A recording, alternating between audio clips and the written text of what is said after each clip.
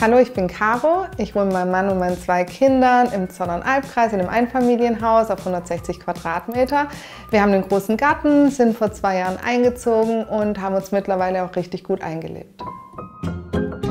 Also ich liebe andere Kulturen. Wir haben, wenn wir reisen, so eine kleine Tradition. Egal wo wir sind, kaufen wir uns etwas fürs Haus. Von Hawaii haben wir zum Beispiel so eine Holzskulptur. Aus Neuseeland haben wir so einen Tiki, der Glück bringt.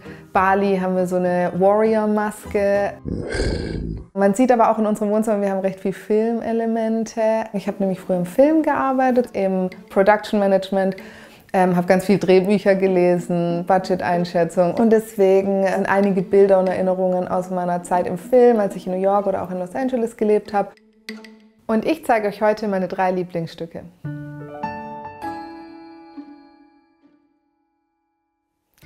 Das wäre mein erstes Lieblingsstück, und zwar ein Bild mit Johnny Depp.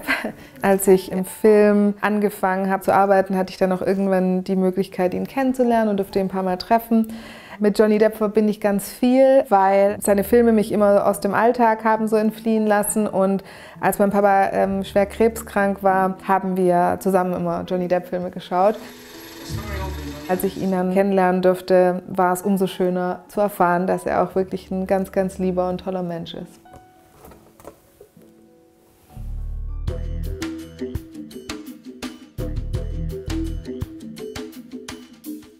Das ist mein zweites Lieblingsstück. Das ist ein Bumerang aus Australien und den habe ich beim zweiten Date mit meinem Mann in Sydney gekauft. Deswegen hat er einen ganz besonderen Stellenwert. Ich habe in Australien studiert und da habe ich auch meinen Mann eben kennengelernt. Genau, und bei dem Date hat mein Mann mich zu einem Koala gebracht, den man dann streicheln konnte, und danach sind wir auf einem Markt. Ja, den Bumerang habe ich auch schon mal geworfen, aber er kam nicht zurück, also das müsste ich noch üben. Den Bumerang haben wir vor 13 Jahren gekauft und seit 10 Jahren sind wir jetzt verheiratet.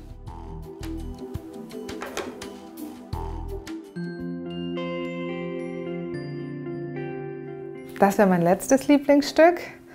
Und zwar ist das ein Service aus Rumänien von meinen Urgroßeltern, von meinem Vater seiner Seite.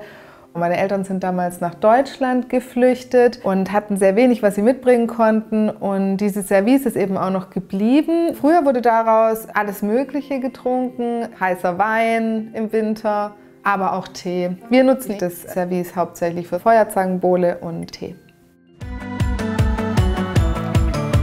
Ich hoffe, der kleine Einblick hat euch gefallen und wenn ihr auch Interesse habt, eure Lieblingsstücke zu zeigen, dann meldet euch doch bei der Redaktion.